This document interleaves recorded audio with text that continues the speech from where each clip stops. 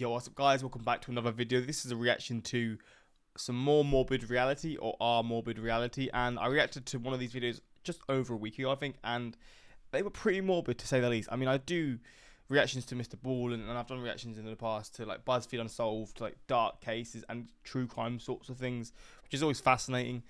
But this seems a bit more in-depth and like personal and a bit more brutal and horrible. Yeah, pretty much just the same, just a bit worse, pretty much. But yeah, you seem to somewhat enjoy the reaction I've done last time to this channel, and yeah, I thought, you know what, I'll do another one. But I don't know what sort of stories will be in this one. It's just sort of you go into these without any really real idea of knowing what the cases will be, and then they'll be mentioned, and then you'll be pretty depressed most likely. But yeah, we're going to check this out, and yeah, that's pretty much it. Links also in the description to my Patreon, where you can see reactions to movies, TV shows, all stuff that I can't post on YouTube. These types of videos, like his channel, his videos actually get age restricted. Luckily my first one didn't have any problems, but I assume I will have more problems in the future with these reactions because they are quite dark, and yeah, YouTube is quite touchy with this kind of stuff. So yeah, the Patreon's also good for stuff like that as well, because I can post literally anything I want on there. But yeah, if you're interested, the links are there. If not, let's jump into this and see some more Morbid Reality. The internet is a vast place. Nearly any question that comes to mind can be answered with a simple keystroke. Any curiosity can be quelled with a simple search term. And yet, when we hit enter and look upon the very answer we sought out to find, many of us experience a very peculiar kind of cognitive dissonance. The answer you sought out is grotesque and disturbing. And yet, you can't look away, and you don't know why. It's almost like coming to grips with our morbid reality is a task fit for no one. Damn. This is Nancy Ann Kerrigan, born October 13th, 1969. She was a former American figure skater and actress. She won bronze. I have an idea that I know who this is going to be about already. Is this the... Oh, this is the case... I swear Mr. Borden... This was mentioned in Mr. Borden. Was this the case where she was like beat up? I don't know if maybe it's not, but there's another one where like someone got into the US Olympic team or winter team or something like that, and then she got like the someone else who was trying to get into the team got jealous and ended up getting her killed or beat. It was something crazy. Medals the 1991 World Championships and 1992 Winter Olympics. She was from a family of modest means. Nancy Kerrigan's father sometimes worked 3 jobs to fund her skating career, and he also drove the ice resurfacer at a local rink in exchange for Nancy's lessons. She would then be taught by her personal trainer, Teresa Martin, until she was 16, and after that, Kerrigan began to reach prominence at the national level when she placed 4th at the junior level at the 1987 U.S. Figure Skating Championships. Unfortunately, Nancy Kerrigan isn't widely known for her figure skating accolades. She's known for something a lot more devious, something that happened to her in January of 1994. This got loud. There's actual footage of it. Wait, what?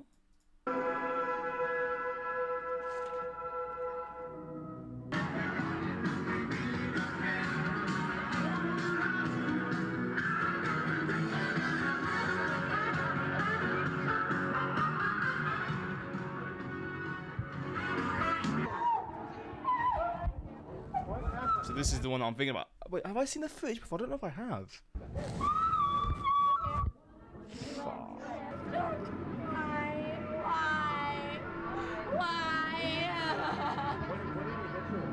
I don't know, some hard black stick. Something really hard. Fuck, that is brutal, man. Help me. We're gonna get you to the trainer.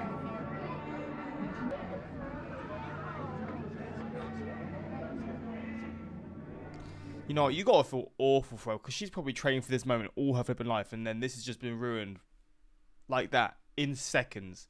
And her dreams are pretty much gone. I don't know if she went on to skate after, but mate, it is horrible. Through jealousy as well, from a jealous person. In January 1994, an assailant used a police baton to strike Nancy Kerrigan on her landing knee. The attacker was hired by the ex-husband of her rival, Tanya Harding. The attack's immediate aftermath was recorded on a TV camera and broadcast around the world. The initial footage showed the attendants helping Kerrigan as she grabbed at her knee. Soon after this terrible event, Tonya Harding won the championship, and throughout the resulting investigation of the attack, Tonya Harding professed her innocence, saying that she did not have a role planning the attack, and that it was only her ex-husband who was at fault for the attack, as he was the one who allegedly set up the hit against Nancy Kerrigan. Yet with all of that being said, Tonya Harding pled guilty. Her penalties included 3 years of probation, a $100,000 fine, and 500 hours of community service. She was also banned from participating in any official national U.S. figure skating competitions. Well, she just ruined her whole career as well. But bloody hell, man. It's crazy what, like, competition sporting, like, having to compete at the highest level will do to someone. That you'll go out your own way to ruin someone else's career. And again, I don't know if the woman who was hit, if she managed to skate again. In terms of sporting stories, this has got to be one of the most brutal ones I've ever heard. Especially in such like an eloquent sort of sport. It's like all perfect and like it's just like sort of eye-catching. And then you've got this dark story in that sort of sport. It's like the polar opposite. It's just wild. Are you afraid of death? I'm sure a lot of you guys are. It's hard to conceptualize nothing, because even nothing is something. So for a lot of people, It's a difficult thing to consider and a scary thing to think about.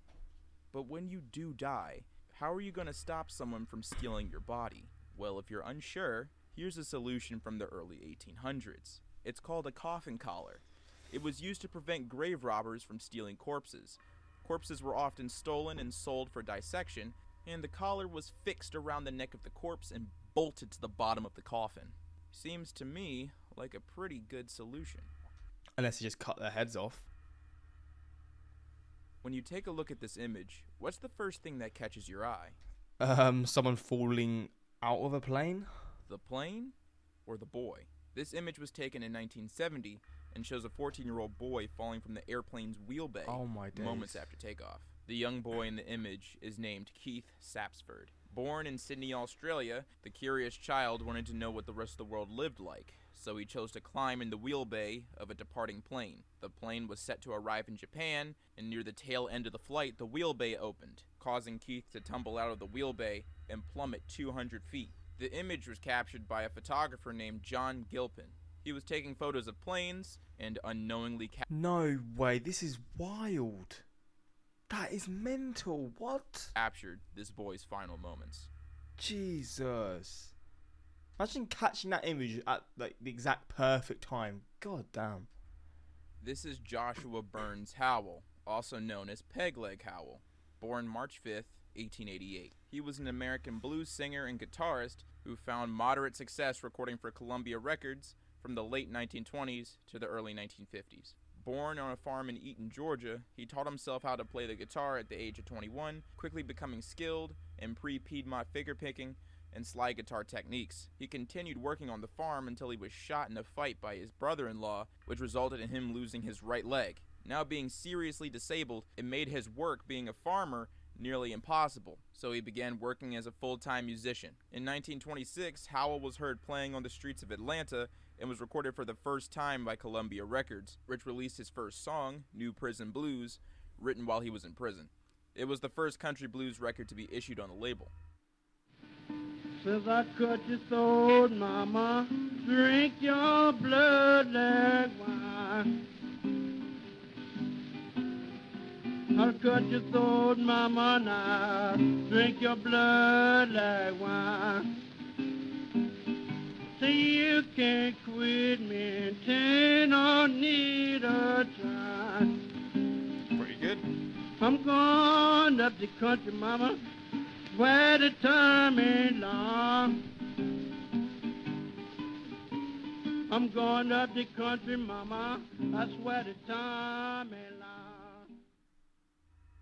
Howell continued to play in the Atlanta area for several years, recording a few more songs with Columbia Records until he fell into obscurity after 1952. This is a picture of him at the age of 78 in 1963. He lost his other leg shortly after recording his last song due to diabetes. This image was taken by George Mitchell, a folklorist, and Roger Brown, a field researcher, after they rediscovered him living in dire poverty in Atlanta. They persuaded him to record one last song with the help of Testament Records, 34 years after his last recorded sessions at Columbia Records. Damn. He would pass away 3 years later in Atlanta on August 11th, 1966. Jesus.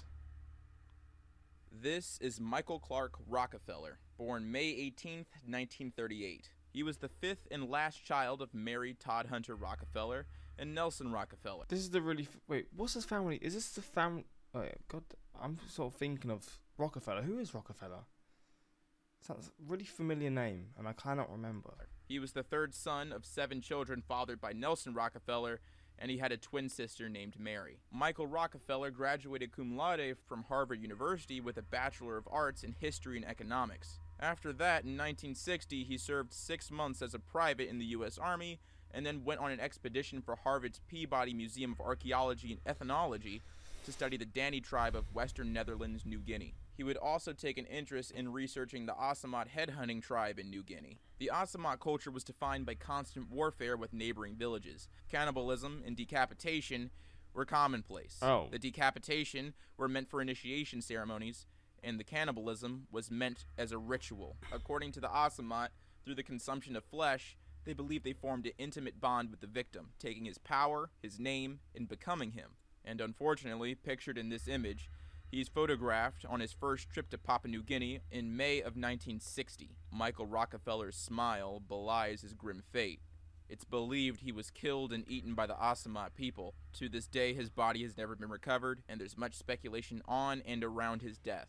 Oh, There's my people days. who believe he simply drowned in a canoe, and there's others who take a look at this image and draw a different conclusion. Jesus. I mean, he's kind of asking for it. If you're going somewhere like this, you know the chances are there, the possibilities are there, right?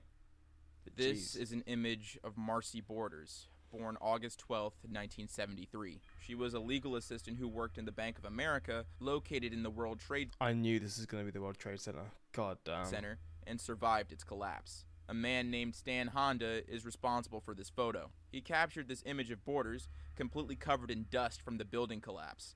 Quickly, the image was described as iconic.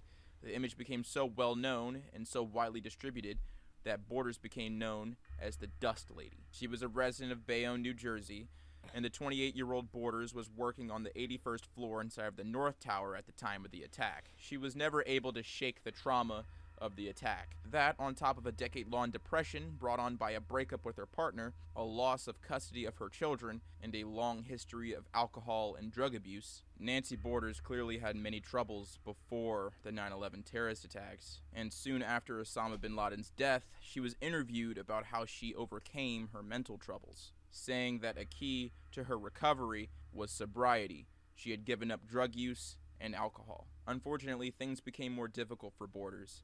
She was diagnosed with stomach cancer in August 2014. Borders' cancer had already saddled her with a crippling debt of $190,000, and that's with God damn. Like, that's crazy. You get an illness like that, and then you just, as well as that illness, you're just given this debt that you're probably never going to be able to the pay off. It's just like, it's not just the illness that's crippling you and ruining you, it's the flipping debts around it as well. without the additional surgery and chemotherapy that she needed. Wait, so she couldn't... Wait. Borders said that she couldn't afford her prescriptions, and she believed that the cancer was triggered by the dust that she was Wait, I want to... Oh, I'm not doing that. I want to hear what it said again. So she couldn't pay for the surgeries. crippling debt of $190,000, and that's without the additional surgery and chemotherapy that she needed. Oh. Borders said that she couldn't afford her prescriptions, and she believed that the cancer was triggered by the dust that she was exposed to after the World Trade Center collapsed. In one of her last interviews, she spoke on how the dust may have caused her cancer, having once I can stated, see that. "I definitely believe it because I haven't had any illnesses. I don't have high blood pressure, high cholesterol, or diabetes." Borders would eventually die from cancer on August 24th, 2015, at the Jeez. age of 42.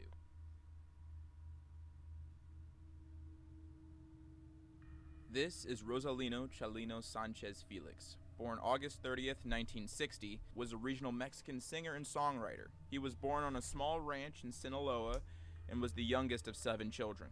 According to his sister, Juana Sanchez, he was a curious and mischievous child who always dreamed of becoming a famous singer. He was born into a poor family and lived a difficult life and he felt that his name Rosalino sounded too much like a woman's name, so he preferred the nickname Chelino. Unfortunately, when he was 15 in 1975, his sister was sexually assaulted by a rich man known for being powerful and dangerous. 2 years afterward, in 1977, when Chelino was 17, while at a party, Chelino saw the man and took revenge into his own hands. Wow. I mean, at 17, I mean, I don't know what exactly he done to his sister, but you gotta respect that. You're riding for your family like that. Again, I don't know what he ended up doing, but he allegedly took the man's life by shooting him to death. He would soon flee Tijuana, Mexico with nothing but his gun and a Jesus Malverde chain. Many years later, in 1989, Chelino recorded some of his first songs. He stocked cassette tapes to record his songs. He acquired them from swap meets, bakeries, and various other businesses across central Los Angeles, as well as selling them out of his car trunk. Chelino eventually connected with another Mexican immigrant, Pedro Riviera, who set up a small recording studio called Cinta Sicario in Long Beach where aspiring musicians could record for cheap. After that, the two gained a cult following. They were seen as the pioneers of the genre corrido por libro, songs that revered the bad, drug smugglers, murderers, or just plain violence. As a result, they received zero radio airplay, but it didn't matter. They already had a cult following, and much of the Latino community in Los Angeles were fans of their music. But 3 years later, on May 15th, 1992, something really terrible occurred. Chelino Sanchez played a rare gig at Culiacan at the Salon Bugambillas. The show was a huge success, but afterwards, things turned nasty. While performing on stage, Chelino Sanchez was handed a note saying that if he continued to sing, he would be kidnapped and murdered. I remember this. This was in Mr. Ballin as well, right? And he just continued performing, and he knew his fate, right? Is seen looking the note over, all while his band is playing in the background. There are many people at the event, and any one of them could be the person threatening his life.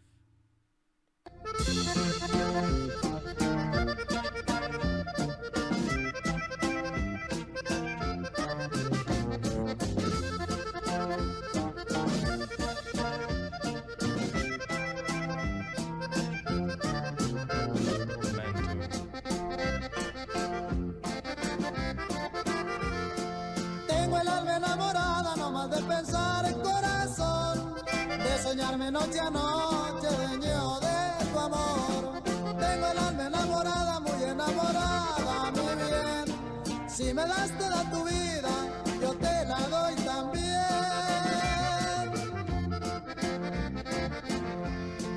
Tengo el alma enamorada, no más de pensar el corazón, de soñarme noche a noche, dueño de tu amor. Tengo el alma enamorada, muy enamorada, mi bien. After the show, Chelino drove away from the club, with two of his brothers and a cousin and several young women. They were soon pulled over at a traffic circle by a group of armed men in Chevrolet Suburbans. The men flashed a state police identification card and took the brothers out of the car. They told Chelino that a commander wanted to see him. They talked a bit more, and Chelino agreed to go along with the men, getting into one of their cars while the others followed behind. A few hours later, at 6 a.m., May 16th, 1992, two campesinos found the body of Chelino Sanchez dumped by an irrigation canal near Highway 15, north out of town near the neighborhood of Los Laurales, Culiacan. He was blindfolded, and his wrists had rope marks. He had been shot twice in the back of the head. It's important to acknowledge that even under the threat of death, Rosalino Chelino Sanchez Felix gave probably his best live performance. He chose to live out his final moments performing for his adoring fans and doing what he always wanted to do, sing. He always wanted to be famous, and I wouldn't expect less from somebody who went out of their way to take revenge for their sister. And to this day, his fame and recordings have grown in popularity. Chelino still amasses millions of streams nearly 3 decades after his death. Really? What a wild ass story about a Hello person. everyone, I hope you enjoyed today's video, and Oh, we're done. if you did, let me know. Well, there we go. I mean, yeah, flipping hell, man. Man, respect to that singer. He knew his life was on the line, yet he sang a man of culture. Yeah, man, you gotta respect him. He seems like he's just someone who was built completely different, man. Whether it was the thing before with his sister and then the person who he killed, or then this is just seemed like he was just a different beast. Chelino is a badass. The moment he starts singing again is a perfect don't care, fuck you. But yeah, this is just more fascinating stories. Hopefully you found this interesting. And yeah, until next time, peace.